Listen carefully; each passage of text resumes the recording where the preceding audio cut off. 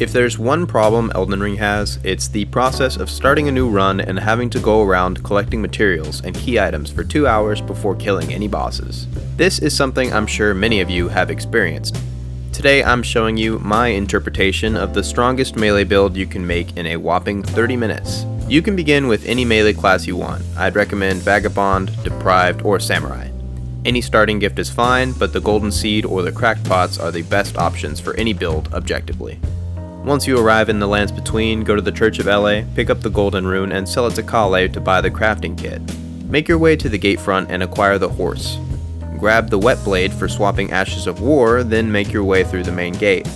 From the right of the Golden Tree, there is some smithing stones you can pick up, then grab the Stormhill Shack Grace. Head northeast to grab the Strength Knot Crystal Tier, drop down the tombstones, and find the knight who drops the Golden Vow Ash of War. When you've defeated the knight, head south-southwest to War Master's Shack, grab the Grace, and go southeast into the field with the giants, and kindly ask one of them to break the statue for smithing materials. Now you can head back to the shack and go east to where you can find Alexander.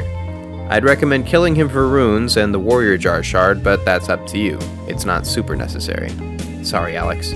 You can feel free to grab the Cracked Pot from the merchant across the bridge, then go southeast, grab the Trina's Lilies, and make your way down to the cliff to get to the Third Church of America.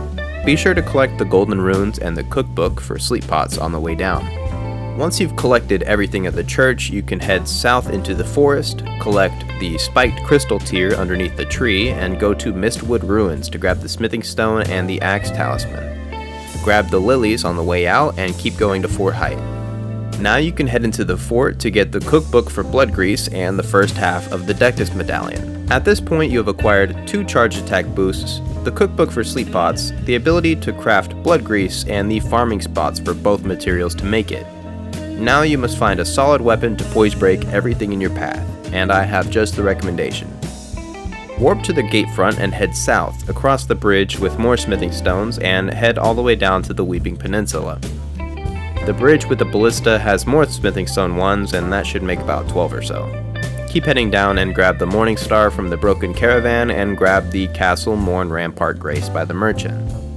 This merchant sells more smithing stone 2s you should buy, and also has an unlimited supply of kukri.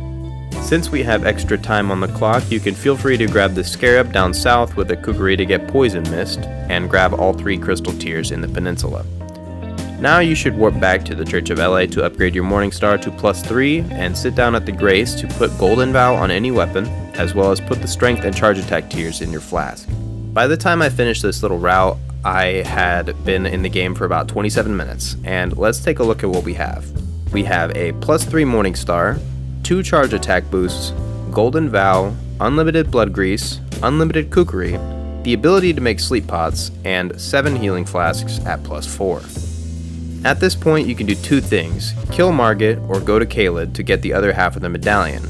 Both of these choices allow you to get to Round Table Hold, so you can upgrade the Morning Star to +5, and that will be more than enough to kill Godric and Renala. That was my guide on how to get as strong as possible in 30 minutes. Let me know if you'd like to see more stuff like this.